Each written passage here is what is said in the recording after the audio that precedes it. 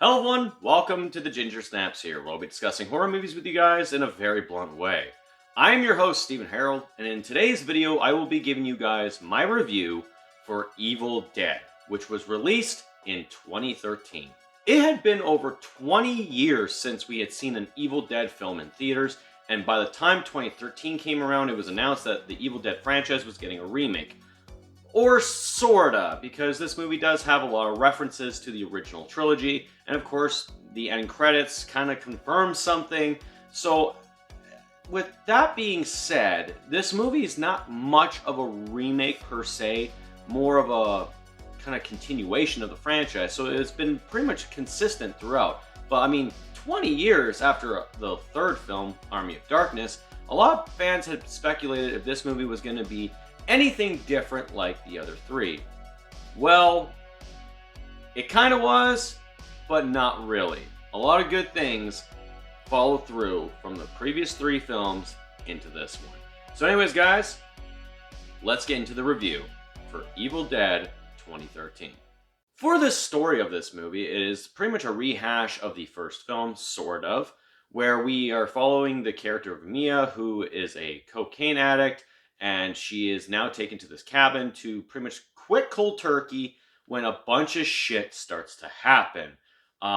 With the beginning of the film, too, we see a girl who is wandering around, and she is captured. She's taken to the basement of somewhere, which we learn is the cabin, and she is pretty much set ablaze, like witchcraft style, and is pretty much made fucking clear that she had been possessed. Now, with a cold opening like that, and like how it starts, like, okay, all right, we're in for some shit.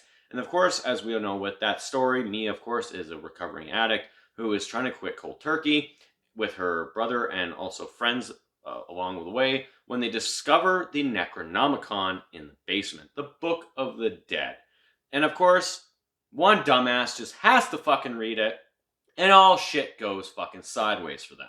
So with this story, it's pretty much a rehash of the first film, but of course it is done in a certain type of way, especially with the newer generation. And for this story, for this movie, it absolutely works. It's one of the things that has to be kickstarted with a trilogy that had been done over 20 years prior. And since fans have been waiting over 20 years, you might as well have the story be good, and this film delivers on that story. The characters of this movie, I mean, we pretty much focus mainly on Mia, who is the Ash character, I guess, in a way, and you pretty much gradually care for her throughout the whole entire movie, especially when she even becomes possessed. Now, the other characters, on the other hand, like her brother, you kind of sometimes care for and you want to make through with the whole entire movie, especially with the events that happen.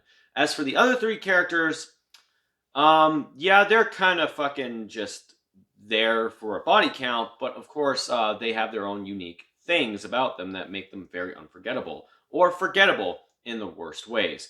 One being the other female friend who is a nurse or a doctor who is trying to help Mia quit cold turkey, but of course, she's kind of going about it in a very bitchy type of way, and she almost becomes a person that you just want to die. Then there's the other fucking female character who is the boyfriend's girlfriend, who you literally don't fucking remember she's in there because she's barely in certain scenes until, like, you know, they're all having a conversation, and then all of a sudden she chimes in and you're like, oh yeah, fuck, you're in this movie too. So she's one of the most forgettable characters. And then of course we have the other guy, him.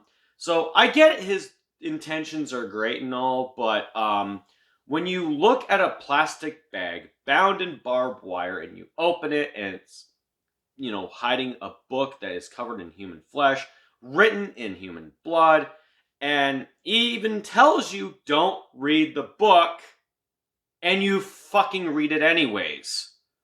Yeah, and the shit he goes throughout the whole entire movie, it's like, how come this guy has not fucking died yet? For that, I mean, everyone loves Mia as well, like, just full on, they love her, and the brother, some people can get behind, but as for the other three characters, they're just nothing characters. Of course, especially the one male character who is pretty much, by and large, one of the dumbest horror movie characters in horror movie history. As for the gore and the special effects in this movie, 20 fucking years of waiting for another Evil Dead film, you best believe that they had to have their special effects up to date and also their gore magnified. And of course, as we all know with the Evil Dead franchise, they have a certain type of way of showing gore.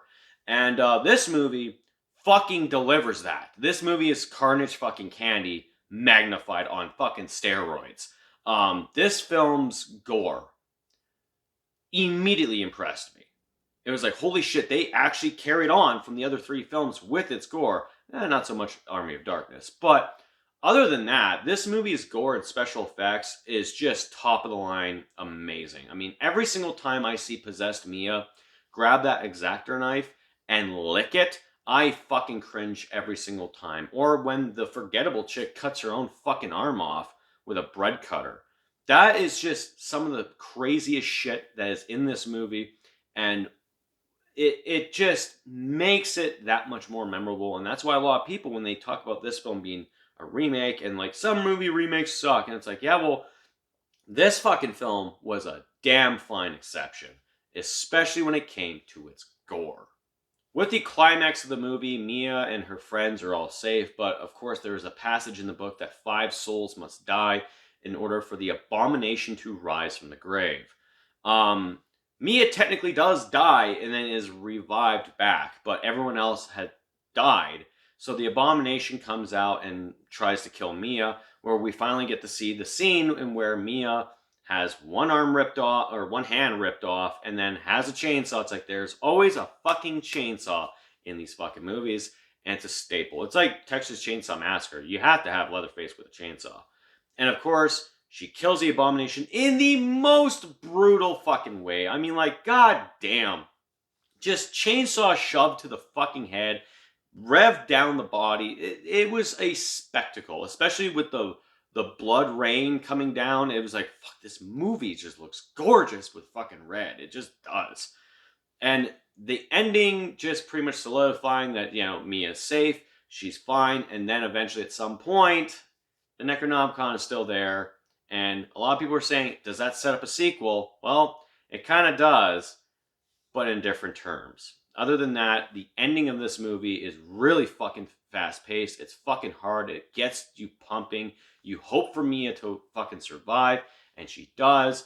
It is a great fucking ending.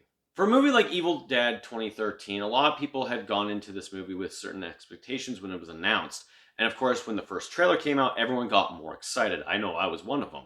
So seeing this movie in theaters at the time and watching it now for this review, it still reminds me that, you know, certain movies, if they get that certain remake type of treatment to it, can be done well.